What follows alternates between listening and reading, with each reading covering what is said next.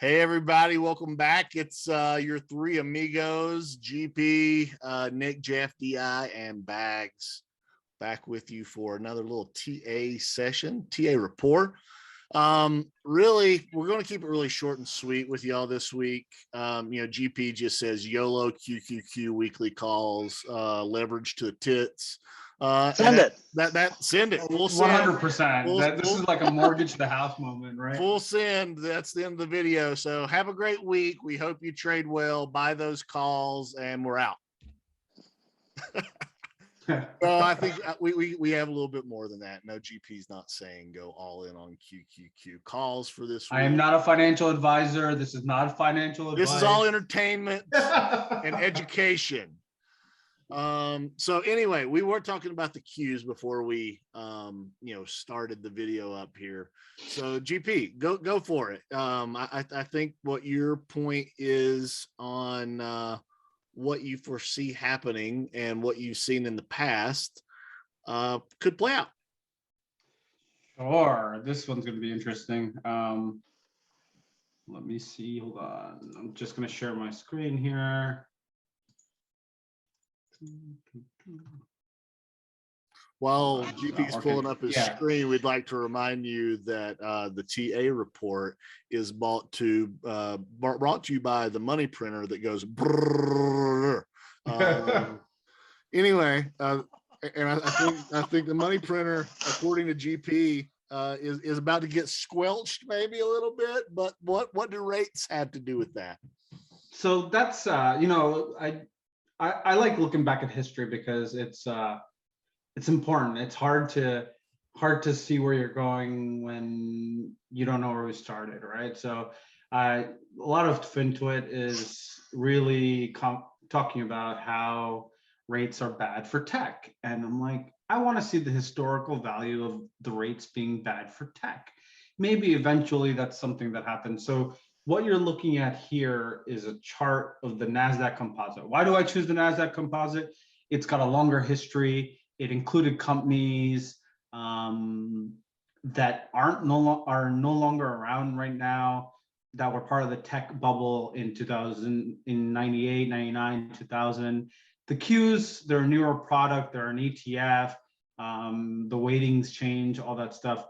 Nasdaq includes all of them. So, when IBM and QCOM and Oracle were leading the markets, the Nasdaq Composite included all of that, right? Right now it's Apple or Microsoft or whoever's leading the market. So that's what the Qs kind of represent right now. So that's why I use the Nasdaq Composite. It gives me a bigger picture. So what I did was I overlaid the 10-year symbol in Thinkorswim. It's called TNX, and I overlaid it over the Nasdaq Composite. So I wanted to see, okay, well, rates are going higher, market's going lower, right? That's simple. Everyone knows it. Everyone's a genius, and you buy puts, right? And that's exactly what you should be doing. And then I started looking at the pattern. This is a weekly chart, so keep that in mind. This is not a daily chart. What do you see on this pattern, right? What do I see? I see in this kind of big correction, I think back then, 97, 98 was like a 30% correction. It was a little bit longer than the COVID correction because COVID kind of came out of the blue, but it was still similar percentages when it came to correction. And then we saw a move out, right? And we saw this area right here kind of break out, and it's kind of slowly grinding higher. And we saw what we're looking at here. It's going to look like it's a lot larger because, exponential values and stuff like that, but assume that this is very similar to what this looks like once we're done with this move, right? So what do we see out of that? We had a little bit of consolidation. TNX, the 10-year rates were going straight down, kind of climax right into the peak here. I mean, the peak down here. What do we have happen here? March COVID bottom, 10 years kind of peak bottom, right? Very similar kind of time frames. It's not going to be exact, different economies, different Fed, monetary fiscal policy, all kinds of stuff. But you get the idea, especially on a weekly, that the trend is the trend, and this is what happens. And so I expected when I was looking at this that when when tech peaked in 2000, I was expecting rates to be high, right? But what do you see here, right? Before rates being high, tech took on another 100% move from here, right? This flag area, this flag area. What do we see here? We have a bit of shaking. This was a bit sideways. This is a little bit more pronounced. I think once we're done here, it might look a little bit like this, the sideways kind of action. And then we have what I think is going to be the kind of final kind of blow off move higher. And you'll see the 10-year rates peak slightly before they peaked right around here, right before the Nasdaq actually peaks.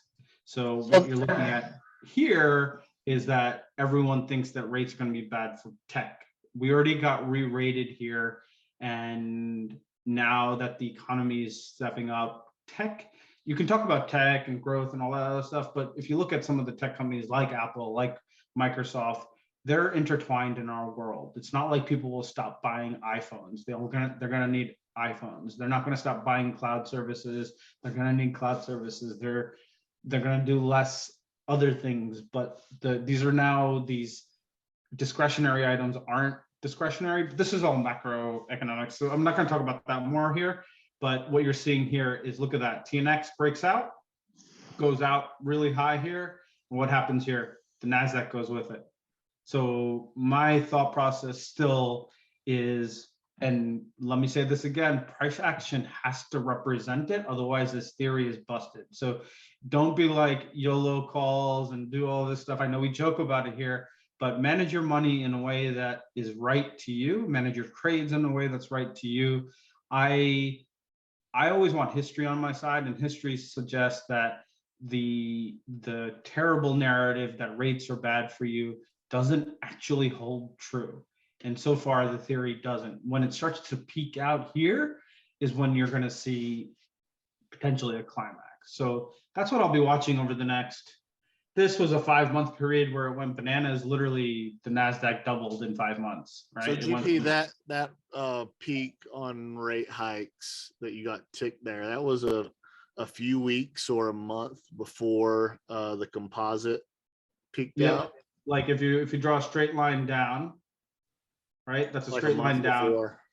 It peaked right around here, and then Nasdaq had one final kind of, if you're looking at Elliott wave, it's like wave 5 move or whatever you want to call it before the dirtiness. So it's not going to be a straight up market. It's not going to go 5 months straight up. You'll never see a red day. There's going to be a lot of shaking in the process, right? This is the final kind of, my thought process is this is the final kind of move of this time frame decade secular market.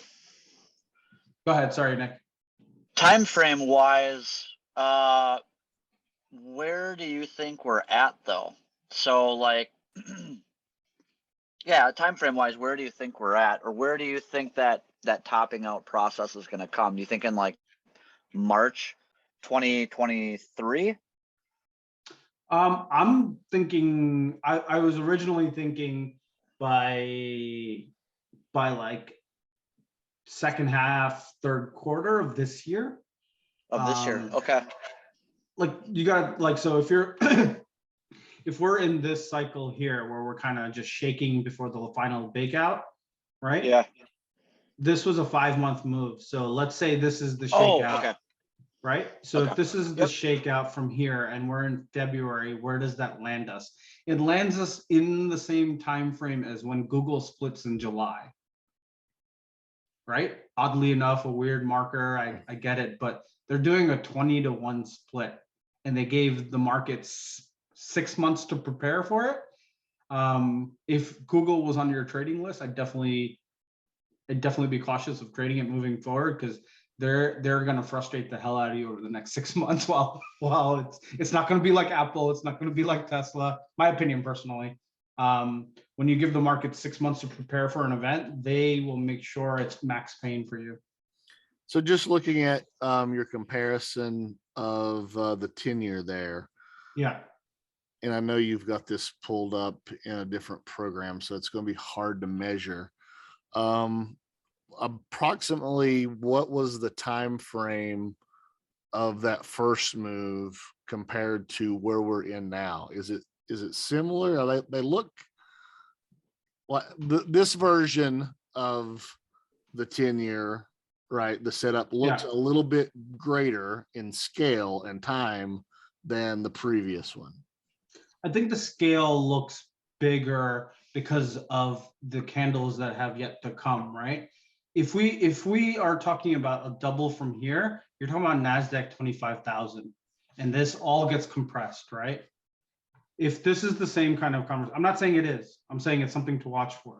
But if this is the same kind of conversation and we double from here, that was 28 to 500. I'm sure if you pulled this chart up, then it looked very similar to this.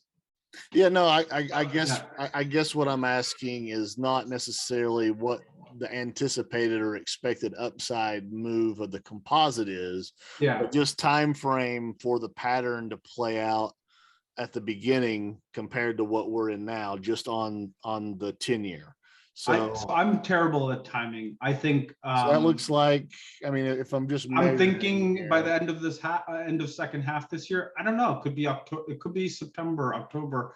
I think, well, maybe, I guess, sorry, GP, what I'm getting at is it looks like the move that happened was shorter in time, and what we're expected and what we're currently in looks like it's a longer time period. So I think it was 74 weeks then and 88 weeks now or something. Yeah, I'm not saying that one is going to equate to the other or the similar move is going to be the similar move. I'm just trying to put in time frame of it took this long for the treasury yields to play out, and we're anticipating maybe it's going to take this long if the pattern stays true, right? Yeah.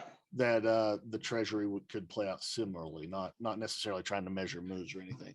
Yeah, so I'm gonna zoom in, right? So it's a question to ask, right? We had here, this is the 2000 kind of time frame right before the October, and I'm going to show you. We had a kind of a similar move back then too. If you take a look, this is right before the Nasdaq went banana. You can see that screen, right? The new one. Okay. Yep. So right before the Nasdaq, we had like a bit of kind of whatever, but this was a move from 2,800 to 2,400, which is approximately I don't know, that's a 2,400 point move. So sorry, what am I doing? I can't do math right now. It's a 430 point move approximately, which is about what, 15, 16, 17%, right? So it's similar. Who knows if it's going to work out, but it's just what I'm watching, right? So when we get this kind of breakout of all-time highs is when you can kind of potentially put a bit more money to work, and I think you'll still have some decent upside. But look, man, even back then you had some massive swings, right? Look at these random kind of, oh no, the bull market is over, everything's world dying. comes to an end, we're going to zero. Just kidding. We're gonna break out all-time highs next week. Oh no, it's gonna die again. Everything to just zero. Kidding. So it's not gonna be, just because it's a massive bull market doesn't mean it's easy. So just keep that in mind. Anyway, I think that's as much time I'm gonna dedicate. I'd rather let you guys talk too. You can talk about what you think. GP, that was great. Nick, I know you're Mr. Follow the trend and trade the trend. You wanted to discuss the Qs a little bit too. Sure. I'm gonna stop sharing, Nick. I'm gonna let you share. Okay. I mean, can you see that? Yep. This is a weekly chart here. Let me pull the daily. I mean, I try to just look at the chart and say, hey, where does it look like it's going? And the daily is kind of, I mean, I really try to steer clear of the daily. Like I try to make a lot of my decisions, on the monthly and weekly. But as we were kind of discussing before we hopped on here, I have a few positions on, but nothing. I got so much cash to put to work. My my thought process is if we're starting a leg higher here, I've got the A to B leg here, the B to C leg here, and then C to D leg up here. I don't mind waiting for this pivot to get taken out to start entering positions and, you know, let price get back up in here and kind of go sideways a little bit before heading higher to get even more involved. Or on the flip side, you know, like I'm still in the bullish camp. So even if this turns out to be more of a head and shoulders pattern here, which is kind of what I think is playing out, just being that we had this floor here. We took it out here. So, you know, yeah, we could have been shaking people, or we could have just broke the ice and now we're getting ready to roll back over. You know, we could head higher a little bit here and kind of fail versus the 10 week. But even so, you know, the measured move on a head and shoulders just puts the Qs back down near 300. 300 to 400 is a really nice range to play longer term. Would set up an easy measured move. Once 400 gets taken out, it's going to rip to 500 probably pretty damn quick. I think even longer term, I kind of just want to see this 3 to 400 to be kind of the range. If we drop under 300, then I think, I don't know. I haven't if then that far out. So I'm kind of with you though. Like I think either way. Oh, I was gonna ask you your question or your opinion on like how crypto kind of plays a role in the 10-year versus the Qs there, GP. So I was kind of I haven't read Duzio's stream recently, but I was kind of curious if he was super bearish on the. Yeah, you don't have to. News is super bearish crypto until 2023. Till 2023, okay. It's just the crypto stuff is so fascinating to me, and I just I don't know if it's a log chart. No, it's not. I don't really have anything to say about it, but I was just kind of curious on what you, if we're heading into the kind of the nth hour of the Qs, GP, do you think that crypto then is kind of playing in that similar? Because I kind of like how Duzio equated like crypto to like the internet, crypto is like internet 2.0. And so if we're getting ready for like a colossal epic cleansing in the crypto market, I was just wondering if you think a blow off is coming in crypto, or if you think we already kind of got it and we're gonna start to roll over even harder. If you're asking me, I think the parallels to the internet 2.0 are kind of there, but not really. You're talking about a 10-year or 15-year kind of market in crypto, right? It's not like Bitcoin just woke up today. The internet started in the kind of the e-commerce space was 97, 98, right around when Amazon launched and all that stuff launched. So you're talking about a 2-year kind of parabolic, we're gonna ride and milk this cow as much as we can kind of moves. And you have here Bitcoin that's been around since what, 2010, if not before. Sure. And you're coming into a 12-year market. So I can see what he's saying in terms of the parallels, that I still think it's in its infancy. So it's going to have a lot of shakes and bakes, but it's still technology that will need to mature in terms of applicable business sense. But the comparisons to the internet bubble and all that other stuff, I don't really get. Personally, I think it's a feeling for him or whatever. If he's seeing something, I haven't talked to him about it, so I don't really know. I think. Do you think the crypto moves in sync with the Qs though? They're not a store, in my opinion. They're not a real store of value. They're a appreciation asset, just like everything else. And the good thing about crypto is it trades inherently better on technicals than any other stock, especially in the last few years. Agreed. With all the introductions of options. I just read that they're now going to introduce Tuesday and Thursday options as well. And this is why, like, when you see all these readings about people be like, oh, highest put call ratio ever and blah, like, yo, you're comparing a market when we had monthly OPEX to one that we have every other hour, right? Like, it's hard to compare the same numbers. You can make some of this, and that's why they do ratios to make it seem better. But dude, it's a different market. Is it like the market is now a lot more fractal and a lot more stuff. So that's why I look at some weekly charts and patterns and stuff like that to kind of shuffle out the noise. But what I know, one thing I know is if the markets crash, whether it's the crypto markets, it's the Nasdaq, it's the SPY, there is no better asset than cash. Gold's going to crash. Sure. Everything will crash. There won't be, this is like, oh, well, go hide in safety names. No, the only difference in safety names is they pay you a dividend while they take the stock down 30%, right? Or 40%, whereas everything else might go down 80%, 90%, or whatever you want to talk about. But yeah, you're still losing money on the actual investment outside of getting paid to hold it, right? That's, can you imagine like buying a house, be like, oh, this is a good asset, and then for 10 years, you're going to watch it go down 30, 40%. It's still a good asset, but can you really do anything with it right now? Could you sell it for cash? Is it liquid? Not really. So that's what I know about markets is when it crashes, there's not a safe place to hide. If you go back to 2008, go back to 2000, go back to the Depression, wherever you want to go back to your analogs or whatever, there's no safe place besides cash. So that's, it's not crypto, it's not anything. That's my personal thoughts.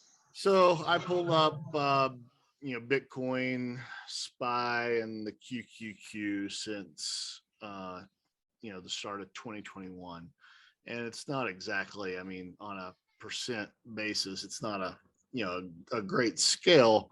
But one thing that I've been watching, especially intraday as of late, is Bitcoin tends to be, and crypto in general tends to be leading indicators right now.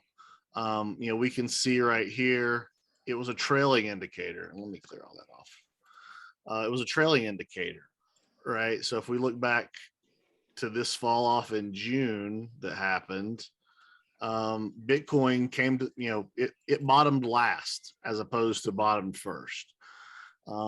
Right now, we've got a situation where it looks like Bitcoin possibly bottomed first and is leading to the upside. Now, I'm not going to say that this is always the case, but right now, to me, it just looks like it's a leading indicator as opposed to a lagging one. And I always, when I see Bitcoin leading, I go back to, and I want to say it's Kathy Wood, but I don't remember who it was that was saying that, the extra 2 days trading basically is what sort of makes the crypto market sort of, more valuable or something to that extent. I don't have the exact quote in front of me, but when we see this type of thing happen on a Friday and Saturday and Sunday, it kind of portends to me that, we might be ready to go higher in the market as opposed to Bitcoin being the lagging indicator. Sure. So that's the way I look at it, Nick. I wrote about that today on my piece, but we don't know these things. We can only use the data that we have presented, right? I have a question for you, Bags. I have a question for you. Oh yeah. Go ahead, Nick. Go ahead first. I was just saying, pull up a chart of the dollar. You're talking about UUP? You want me to compare it, or do you want me to just leave it on here? It doesn't matter either one. I'd say just pop it up there. I wasn't really UUP or Dixie. UUP. And it's just a shitty looking chart. I mean, it rolled. I didn't realize how hard it rolled over.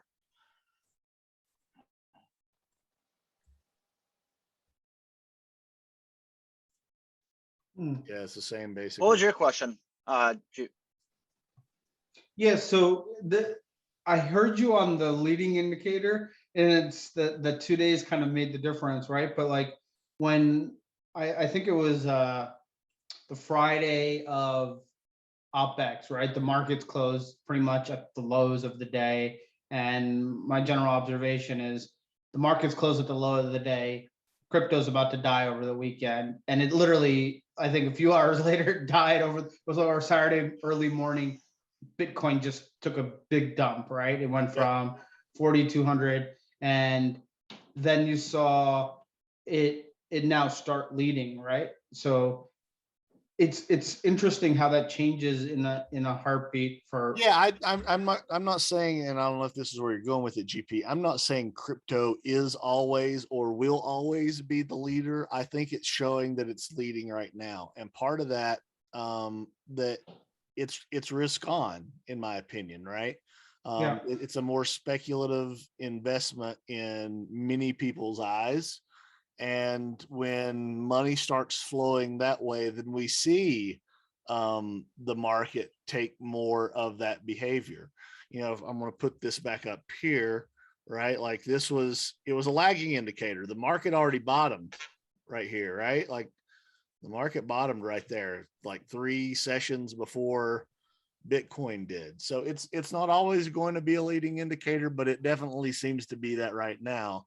And I think I pointed that out, like not this past week, but the week before, before we had that late week rally, that Bitcoin kind of seemed like it wanted to bounce. I'm not going to pull up that StockTwits post again, but that's just kind of how I see it right now. And I mean, I could be wrong, but Oh, it's not. It was just I just found the correlate. It was interesting to see that tech led the crypto market down that weekend, and then looks like I'm looking at the chart of Bitcoin. It bottomed the same day as the Q's bottom, right? It was that spike down, that wick down. So now they're kind of back into correlation, right? So and now you see Bitcoin right now is leading us a bit higher. So the general assumption here is if they bottom together, that they're gonna lead together, right? So I get it.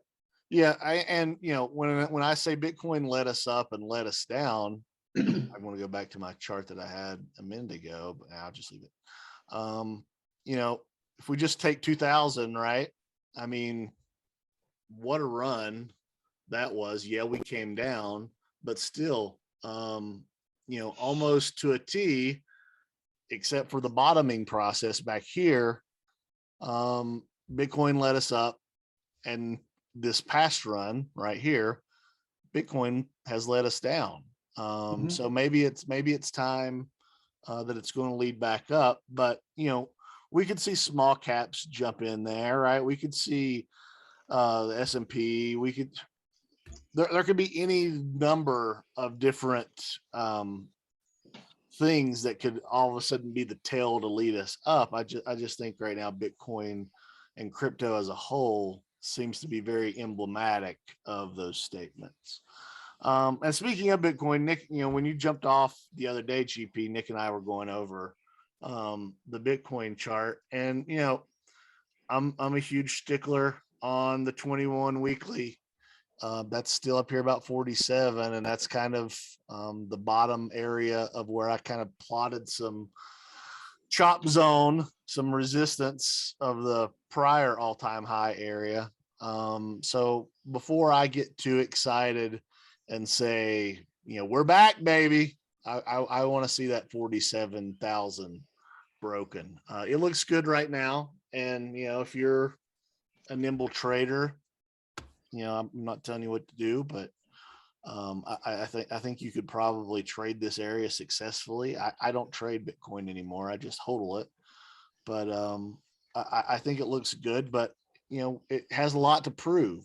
There was somebody on StockTwits earlier who was asking me about my dot chart, and yeah, Polkadot's going to end up following Bitcoin, and there's a whole lot of levels overhead.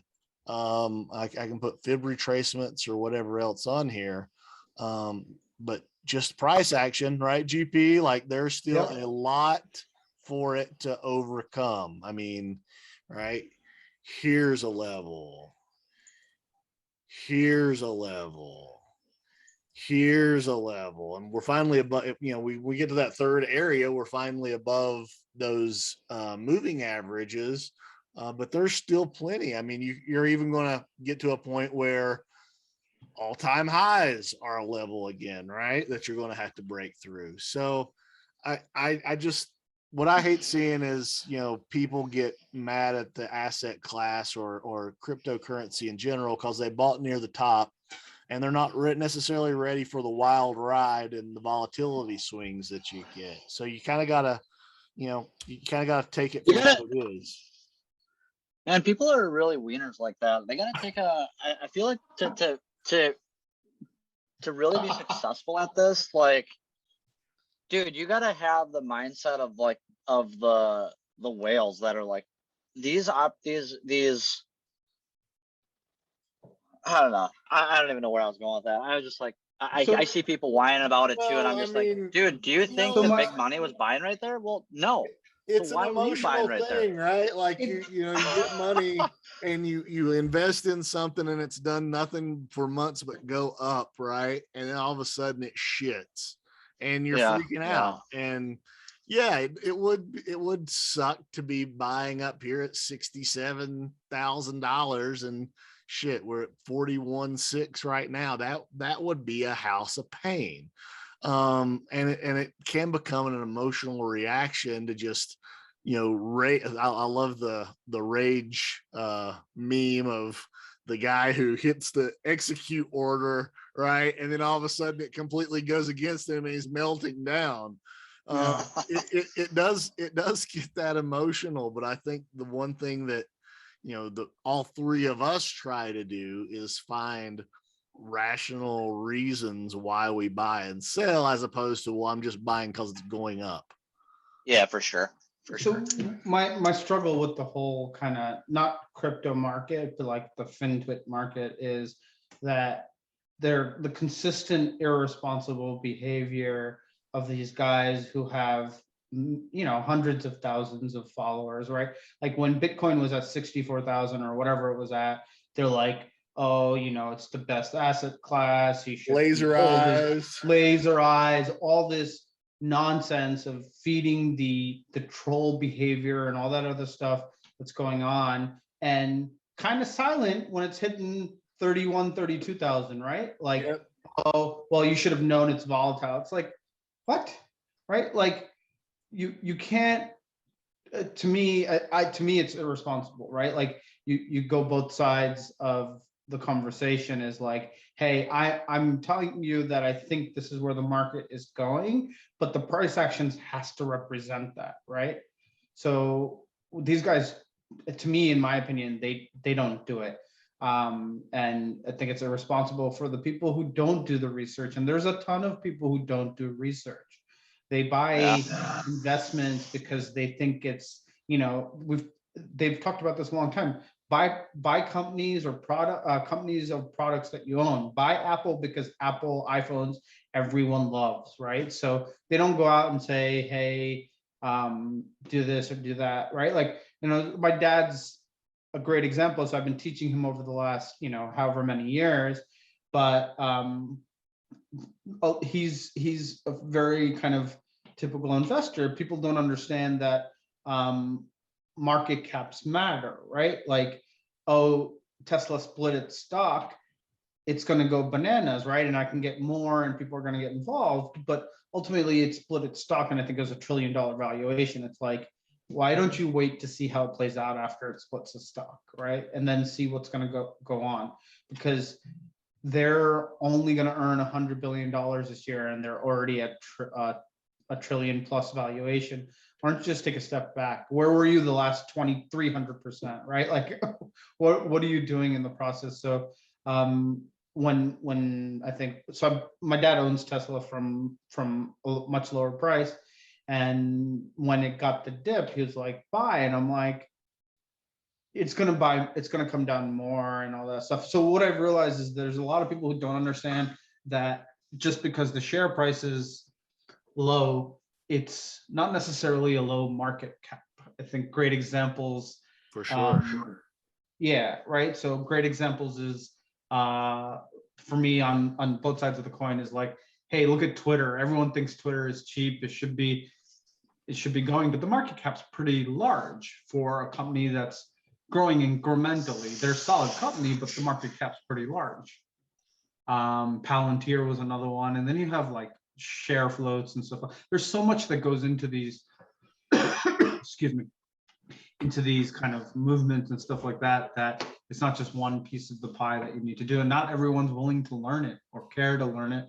They just want to know if it's a good, safe investment. So that's, sorry for the little tangent diatribe, but no, GP, I think that's all valid. One thing I wanted to show here, I mentioned to that same person, like, you don't even want me to lay all the fib retracements down. I'm not saying these are precise, but one trick that I learned, and this came from somebody on TikTok, Crypto Weatherman. That's all he uses is fib retracements for his support and resistance, and when he has multiple lining up, that's his levels. So if we look right, like, and again, I'm just highlighting the area that we're going to have multiple areas of problems on the way up. There's a few. So again, I'm bullish long-term crypto and Bitcoin, but there's still work to do. A piece of, like, just to chime in there, to my people being wieners comment, they taking the mindset that, price likes to stair step higher. When you're looking at these retracement levels, where they're overlapping are areas of confluence. That then means that there's numerous things lining up there.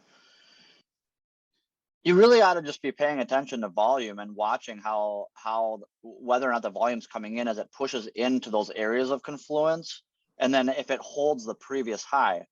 And for most people, like, to say that you're gonna go all in and catching a knife, or like all in on one area, I think is just kind of foolish. Like, I'd rather see a slow stair step higher where I can enter it, or even I miss the entry, it breaks higher.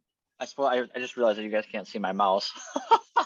I'll stop sharing. I did throw the. I'm talking, and like, but I'm just saying, like, I'd rather see stuff stair step higher where, like, I can buy, I can add a little bit versus the lows of the range. I can buy even more when it breaks out of the range. Then, either way, whatever. Yeah, and I threw my good old favorite volume profile on there, and where did it catch, right at one of the heavier points of the volume profile on the way up. So we're kind of in a little pocket right now. So, a run up to this 47 is absolutely possible. And coincidentally, that's where the weekly 21 EMA is at. All right. Wow. It's like mind blowing.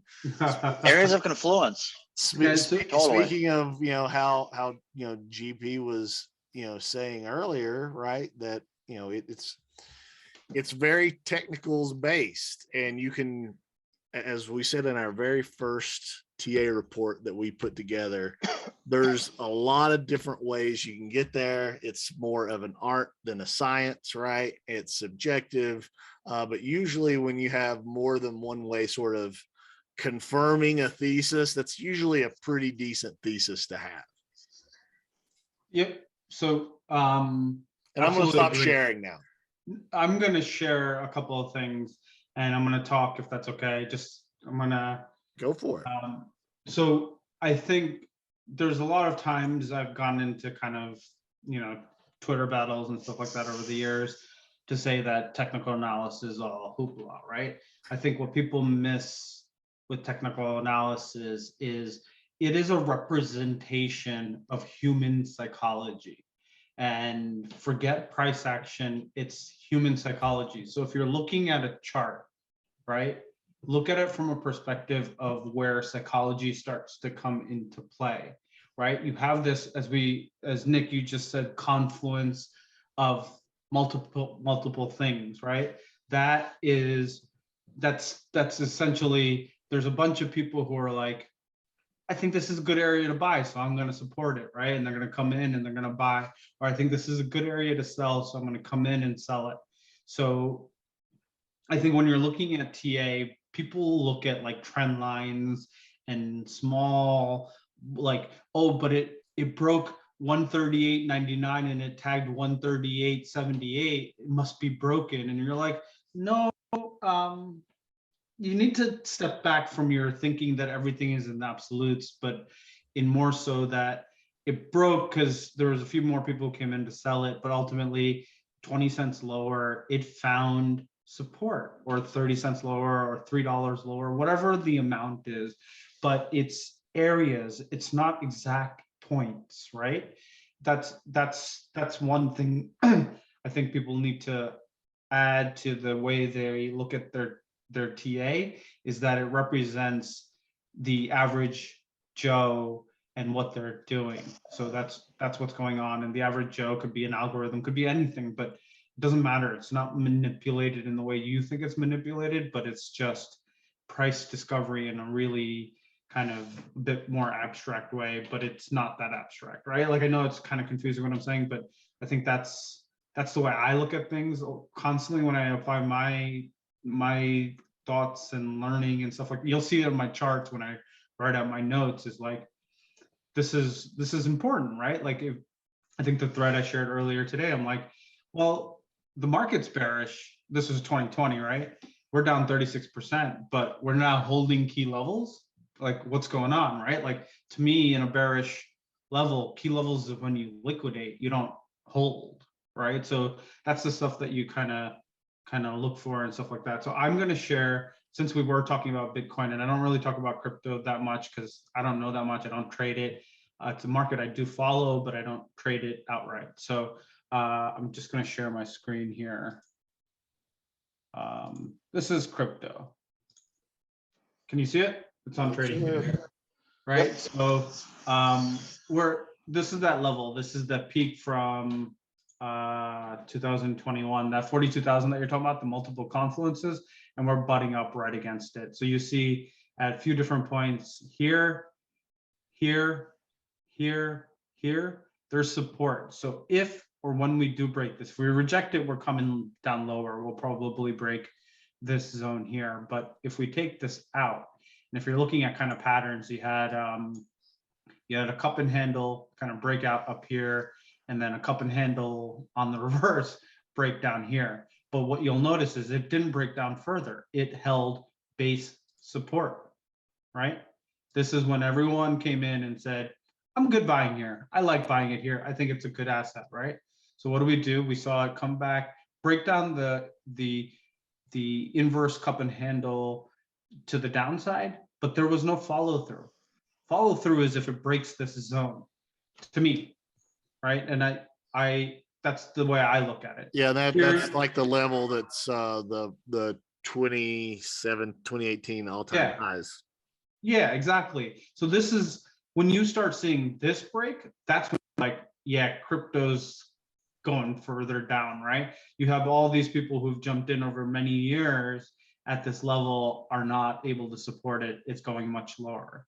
So what we had here is we had it come back and test this level, the support, this base, whatever you want to call it. And what do? We reversed higher. So now we're testing the upside support levels, which is people are like, I'm going to come in and buy here. I'm going to come in and sell it here. So the jury's still out on what's going to happen. I personally think it's going higher, in the same camp as you, Bags.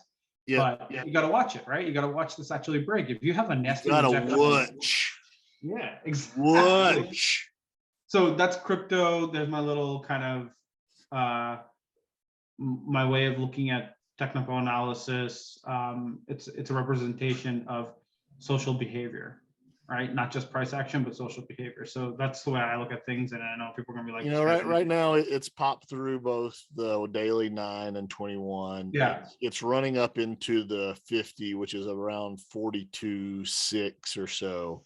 Okay. So I my chart is almost exactly representative of what you got there, GP. Mine aren't even fib levels. Mine are just pivots. Yeah, no, I was just playing with those fib levels. So so here. Yeah. Here's my real chart.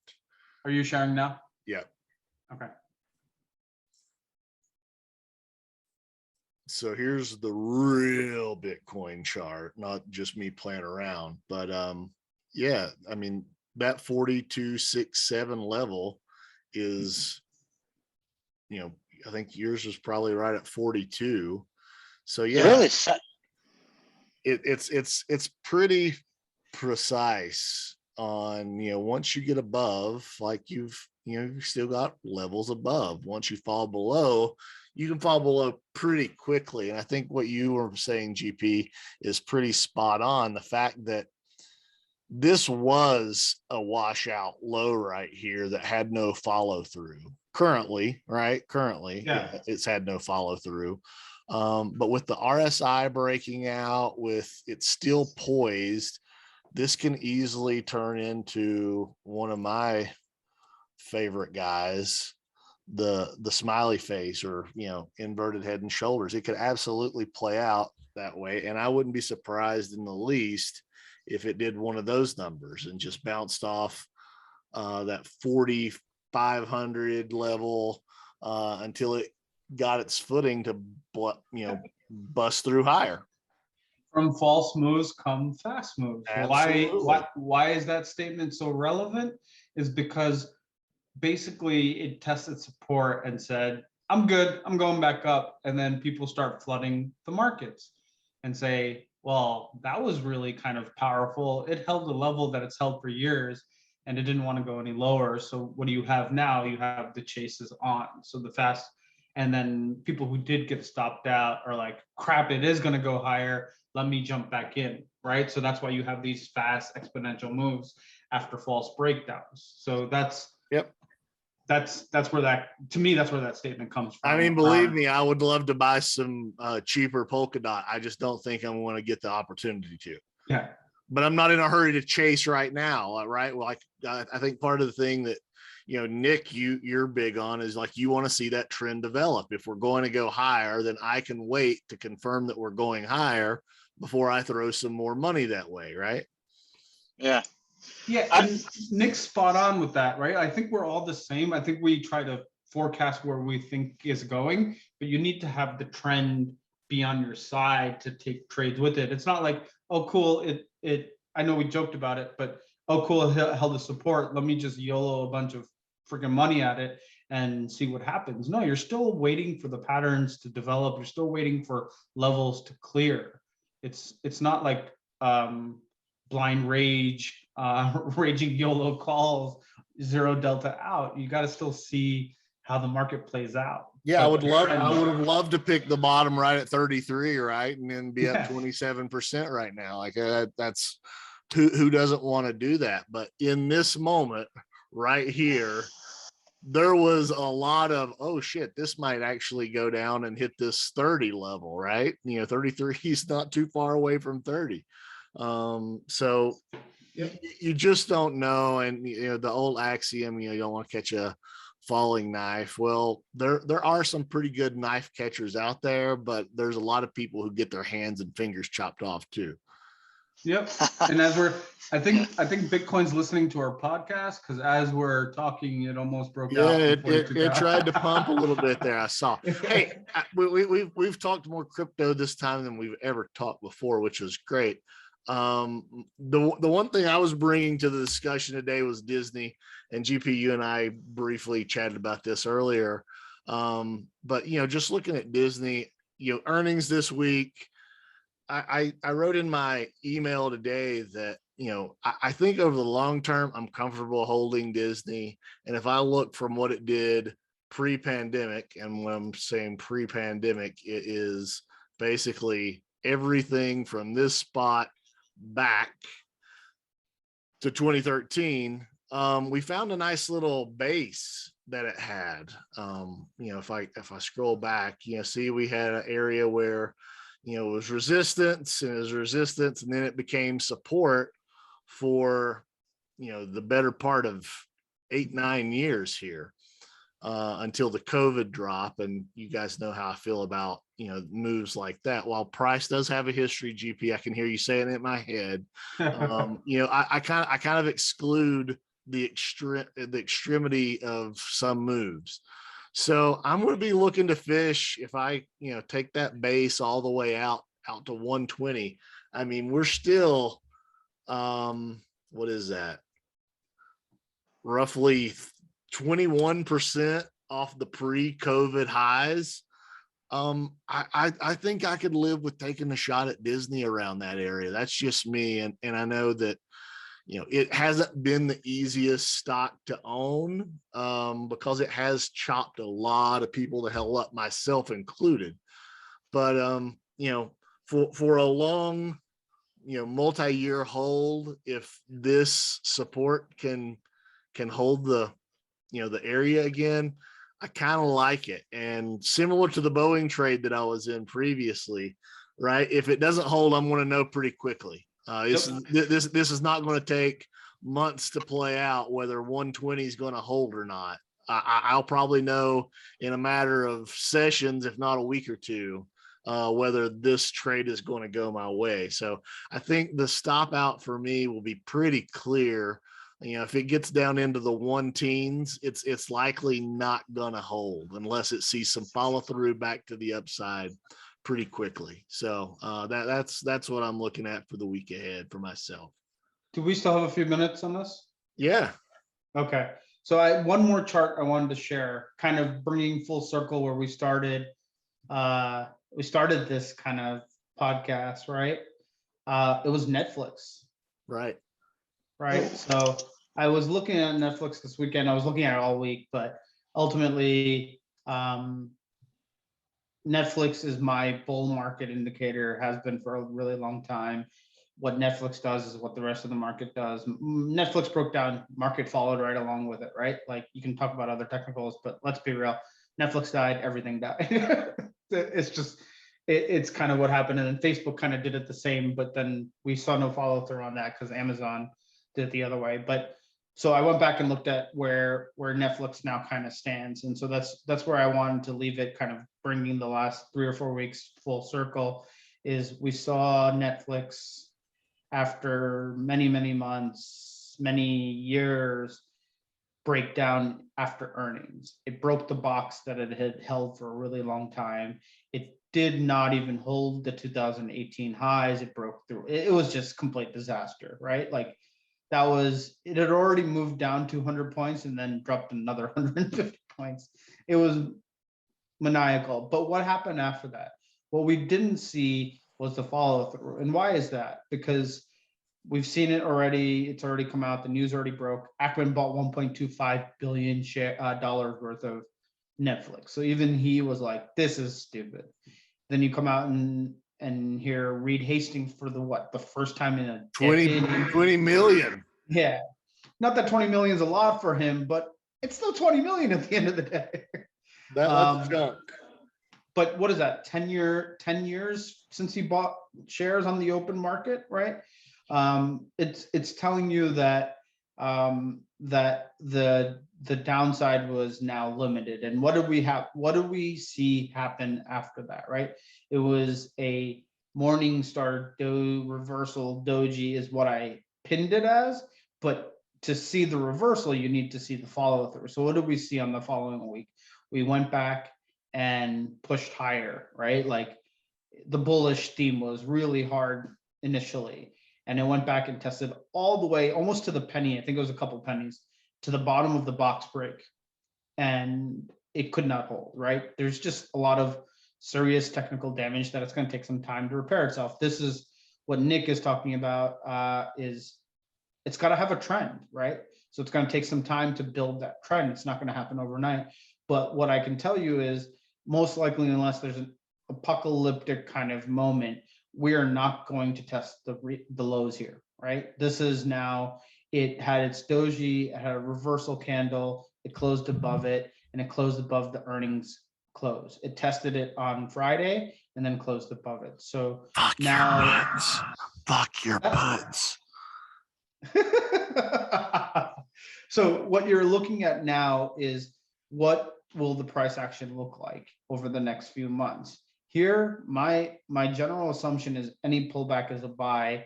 The question is how large is the pullback? So now we're looking at how much time it's going to take to reclaim this box, and then finally see the push higher through the box, take this level out.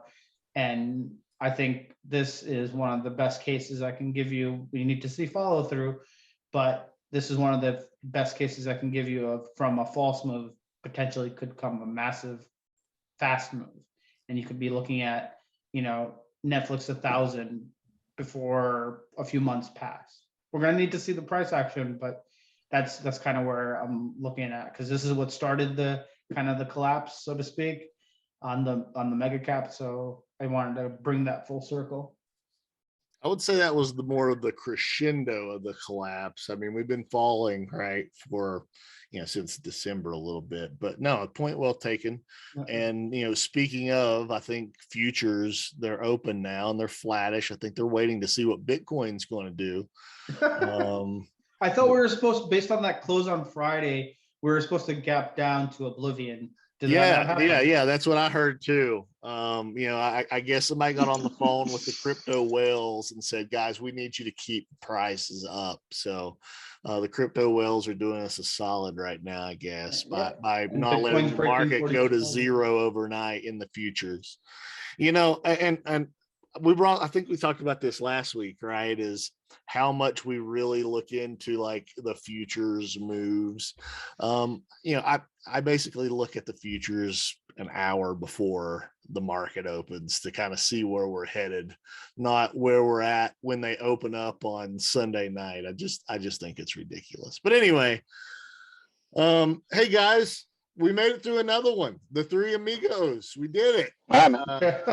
And nobody got trampled by the bulls or clawed down by the bears today. But I think GP said it best. All in QQQ calls, all in IWO small cap growth calls, just leveraged out to the hilt, because that's what's going to pay. Listen, not financial advice. I am not a financial advisor. I am a forecaster of my own trades. And if you take those trades, we are not responsible for the dumb shit trades that you make. Exactly. And special shout out for Duzio making the call. Dues. Much love, brother. Don't just because I disagree with your crypto thesis doesn't mean gotta watch. Yep. I love the internet. Holy shit. Look at that. Bitcoin's breaking out 42.5. Yeah, I told you somebody had to make a call to the crypto whales, boys. That's all it took. It's anybody that was calling for, and we're still 38 minutes from the weekly close. So this is extremely positive. Hey, and shout out to Seth. He was going back and forth with me on Stock Twits that he didn't think that we were going to close above. I forgot what it was, and I was like, I wouldn't make that bet, Seth. We can make a friendly wager. Anyway, yeah, I think we're going higher. But hey guys, thanks for jumping on. Thanks for doing this. I love that we've made this kind of a weekly thing. Let's keep it going. I enjoy this a lot. I think it's only going to get better as the market continues to, show us what's up.